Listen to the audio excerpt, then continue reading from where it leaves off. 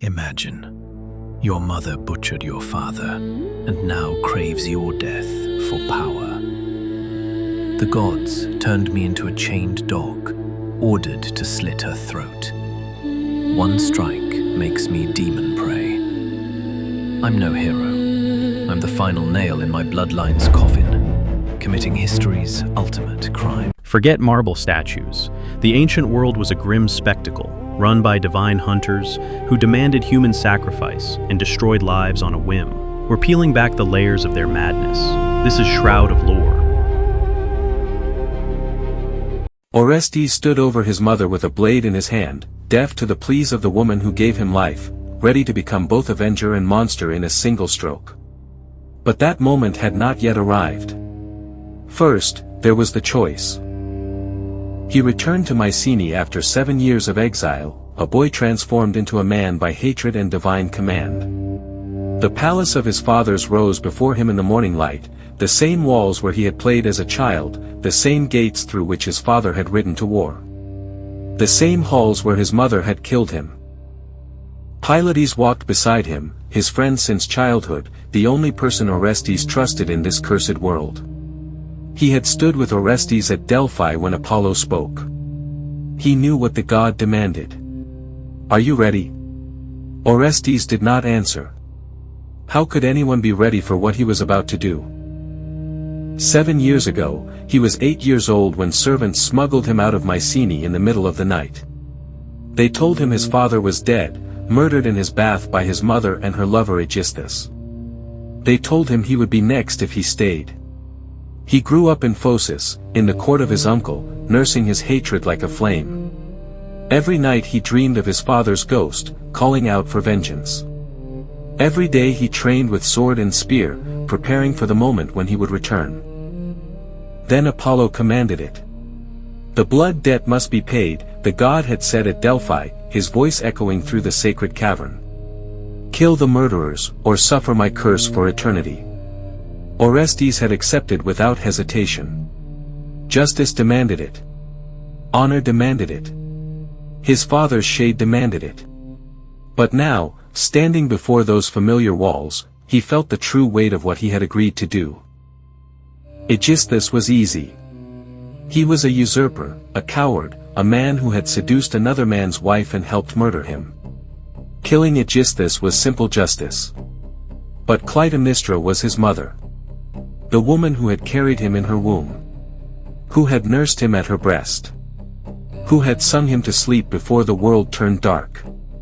Could he raise a blade against her? The god commanded it, Pylades said quietly. This is not murder, it is divine justice. Is there a difference?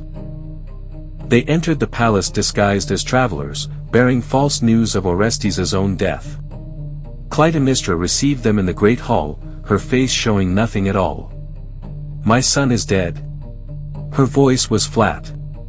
Then the last threat to my throne is removed. Orestes felt rage surge through him. His own mother, and she felt nothing at his death. He was merely an obstacle cleared from her path. Aegisthus came to gloat.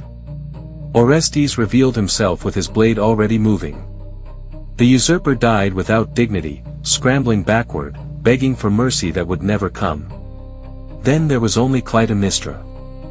She stood alone in the hall, watching him approach. Her eyes finally showed something, not fear, but recognition. So, she said. My son has come home after all. Orestes raised his sword. His mother did not run. She simply stood there, watching him with eyes that held decades of suffering. Will you kill me, then? Your own mother. You killed my father. He would have killed your sister. Her voice cracked. At Aulis, he held a blade over Iphigenia's throat. He was willing to sacrifice his own daughter for his war. I lived with that knowledge for 10 years. So you became a killer yourself. I became what he made me. She stepped closer, and Orestes found himself backing away. Look at me, Orestes. Look at the woman who gave you life. Can you truly do this? His sword trembled. The rage that had carried him through Aegisthus's death was fading, replaced by something far worse, doubt. Apollo commanded it, he said, but his voice sounded hollow. The gods command many things. They commanded your father to sacrifice his daughter. They command this endless cycle of blood. Her eyes held his. And you will be their instrument. I have no choice. There is always a choice. She reached out, her hand hovering near his cheek. I chose to kill Agamemnon. I knew what it would cost. Now you must choose whether to become what I became. Orestes closed his eyes. He saw his father's ghost. He saw Apollo's terrible light. He saw the chain of murder stretching back generations. I'm sorry, he whispered. The sword fell. Clytemnestra's eyes widened, not with fear, but with understanding. She crumpled at his feet, and her final breath carried words he would never forget, the Furies. We'll find you. For one moment, there was silence. Orestes stood over his mother's body, waiting to feel triumph, relief, peace. Instead, he felt the floor shift beneath him. The shadows in the corners began to move. They emerged from the darkness like nightmares given flesh, ancient women with faces like death masks, their hair writhing with serpents, their eyes burning with hatred older than the gods. The Furies. The Erinyes. The spirits who hunted those guilty of crimes against blood. Matricide, they screamed. Mother killer. We smell your guilt. Orestes ran. He fled through the palace, through the streets of Mycenae, through the countryside beyond. But the Furies followed. They did not tire. They did not rest. For months he wandered, a prince reduced to a beggar, a man reduced to a madman. He could not sleep, they haunted his dreams. He could not eat, their stench poisoned every meal. He could not think, their screaming drowned out all reason. He had obeyed Apollo. He had avenged his father. And this was his reward, eternal torment at the hands of powers even the gods could not control. Athens saved him.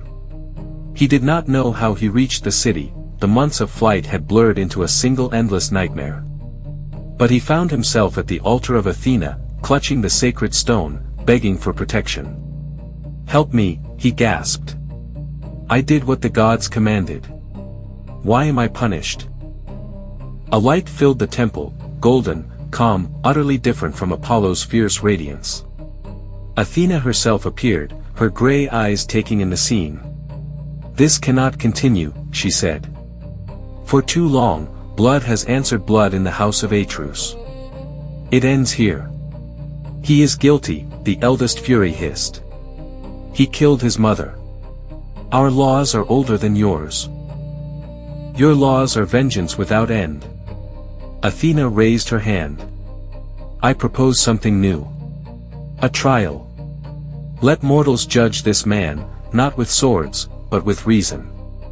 The trial convened on the Areopagus, the hill of Ares. 12 citizens sat as jury. Athena presided.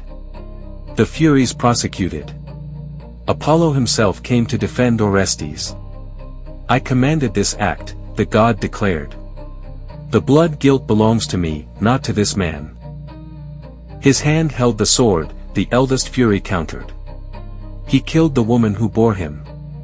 And what of Clytemnestra's crime? She killed her husband. A husband is not blood. A mother is blood. The laws are clear. Back and forth the arguments went. Orestes listened, feeling his fate balanced on the edge of words. Finally, the jury voted. 6 for guilty. 6 for innocent. A tie. The Furies shrieked in triumph, already reaching for their prey. Then Athena spoke. In cases of equal votes, mercy prevails. Orestes is acquitted. The Furies screamed in rage. The old laws have brought nothing but suffering.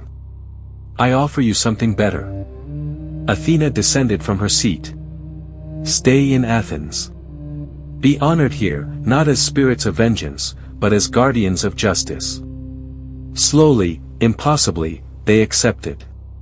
And Orestes was free. But not yet complete. Apollo appeared after the trial. You are acquitted of murder, but your soul still carries stains. In Taurus, there is a sacred statue of Artemis. Bring it to Athens, and your purification will be complete. Orestes sailed for Taurus with Pylades at his side. They found a barbarous land where Greeks were sacrificed to the goddess. They were captured within hours. The king brought them before the temple, where a priestess waited to consecrate them for death. She wore Greek robes, her face hidden by a veil. Strangers, she said, her voice strangely familiar.